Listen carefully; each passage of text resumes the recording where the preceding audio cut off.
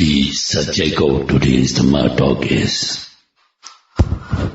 Vipassanā Bhavana, or insight meditation as taught by our Mahāsī Sayādaw, Most Venerable Mahāsī Mahathera, the founder of our Mahāsī Meditation Center in Yangon, Myanmar. The Most Venerable Mahāsī Mahathera had adopted a simple method of noting the rising and falling of the abdomen. After he had studied, examined the various discourses from all the scriptural canon of Buddha's Dharma. The word Vipassanā has come into vogue recently. Everybody quoted the word Vipassanā very widely. The word Vipassanā means noting the impermanent characteristics of all the phenomena. For the easy understanding of the Dhamma by everyone, Mahathera had devised a method of question and answers. The first question posed is, what is to be contemplated to gain Vipassanā jnana or insight wisdom? The answer to the first question is of what is to be contemplated to gain Vipassanā jnana or insight wisdom is the contemplation of Upadana Khanda. Upadana Khanda means the 5 groups of clinging, 5 aggregates of clinging. The simple answer to the question is contemplation of the 5 groups of Rupa and Nama, matter and the mind, which are liable to clinging if not contemplated at the moment of arising. The 5 groups of Upadana Khanda or 5 groups of clinging are 1. Rupa Khanda, the corporeality group or material phenomena or the bodily phenomena. 2. Vedana Khanda, the feeling or sensation group. 3. Sanya Khanda, the perception group. 4. Sankhara Khanda. Sankhara Khanda is translated into many words, if one can remember as the volitional group or the mental formation group, it's alright. 5. Vijnana Khanda, the consciousness group. If the meditator does not realize that we human beings consist of these 5 groups of existence, which we call Panchuparana Khanda, the belief in an ego entity or personality, such as Atta or I or me, man or woman, etc., as real, is accepted with firm determination. Therefore, these 5 Upadana Khandas are to be contemplated with the right view and right understanding. How do meditators contemplate with right view or right understanding? That is what our meditators here are doing. The contemplation of one's own body is what the meditators are practicing now. When meditators are doing walking meditation, noting of left step, right step, or lifting and putting down, or lifting, moving, putting down, and so forth, are contemplating of one's own bodily action, as instructed in Satipatthana Sutta, Gachanto va gachamiti bhajanati. When meditators note left step, stepping action is Rupa Upadana Khanda. Feeling of good or bad is Vedana Upadana Khanda. Taking note is Sanya Upadana Khanda. And making effort to take step is Sankhara Upadana Khanda. And the knowing mind is Vijnana Upadana Khanda. These constitute contemplation of the 5 groups of clinging. If the meditators do not contemplate in this right view, meditators come to think, I am taking the steps, my legs are making steps, knowing the movement is I, which is mere illusion.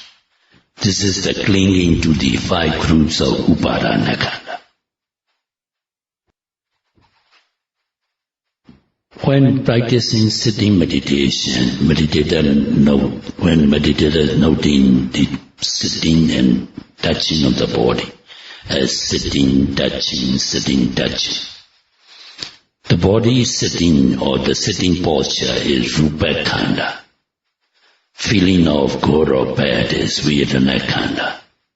Making note is sanya khanda. And making effort to note is sankhara khanda. And the knowing mind is vijnana khanda. When noting the rising and falling of the abdomen, the rising and falling of abdomen is rupa khanda. Feeling good or bad is vedana khanda. Making note is sanya khanda. Making effort to breathe in is sankhara khanda.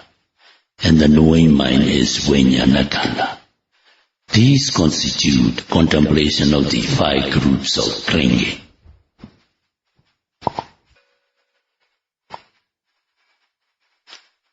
The same applies to hearing, seeing, etc., the object that arise through 6 senses. Therefore, all the practices of noting either left step, right step, lifting, putting down, lifting, moving, putting down, or rising, falling of the abdomen, or noting of hearing, seeing, and so forth, are contemplation of the 5 khandhas. This is regarded as contemplation of the 5 upadana khandhas with the right view. Then the next question is, why and when is the contemplation? The first part says, why do meditators contemplate on the 5 khandhas? The second part of the question deals with, when meditators have to contemplate. Is it the past or the present or the future? The answer is, to prevent the clinging, contemplation must be done at the time of arising or occurring. If meditators contemplate at the time of rising, falling, moving, seeing, hearing, eating, then only the clinging can be prevented. In the Satipatthana Sutta it is said, Kaye kaya nupasi viharati atapi samajano satima vinaya loki abhejado manasa, etc. The meaning is, the meditator has to know the physical phenomena at the time of occurring to prevent the formation of attachment, greed, or anger. So also, the meditator has to note the mental phenomena at the time of arising. If it is not noted at the time of arising, greed, anger, and clinging to the mental phenomena will develop. The same applies to feelings or sensations. The feelings should be noted at the time of occurring to prevent greed, anger, and clinging in the feelings. The same applies to mental formations. Mental formations should be noted at the time of arising to prevent development of greed, anger, clinging, etc. Therefore, why and when is the contemplation to be practiced is answered as, to prevent clinging, greed, and anger. All mental and physical phenomena should be contemplated at the moment of arising or at the moment of occurring. If one fails to contemplate at the moment of occurring, clinging will develop. For instance, when hearing the sound, if one fails to know, the attachment to the pleasant sound may develop. If one fails to contemplate on seeing, the clinging to the pleasant sight may develop. Afterwards, one may assume that these groups of khandhas or aggregates are good, beautiful, and permanent. One also asserts that the hearing, the seeing is I, it belongs to me, etc. To avoid such illusion, one has to contemplate every occurrence of nama and rupa, mind and the matter, so that the clinging will also disappear. If meditator notes every mental and physical phenomena, one realizes that what arises inevitably passes away, and rupa and nama, and there will be no clinging.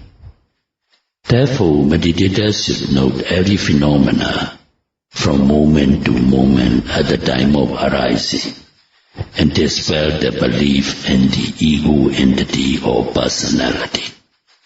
If meditators contemplate as such, they will realize that everything is impermanent and unsatisfactory by their own insight knowledge. After contemplating for some time, when the faculties become balanced, meditator will first comprehend sabhava lakkhana, meaning natural or unique characteristics of the object noting, such as stiffness, tension, irritation, pain, etc. When meditators contemplate rising and falling of the abdomen, they know the characteristic of the rising and falling process. When meditators contemplate on the feeling or sensations, they will realize the characteristic of the sensation. If they do not contemplate, they will not know it.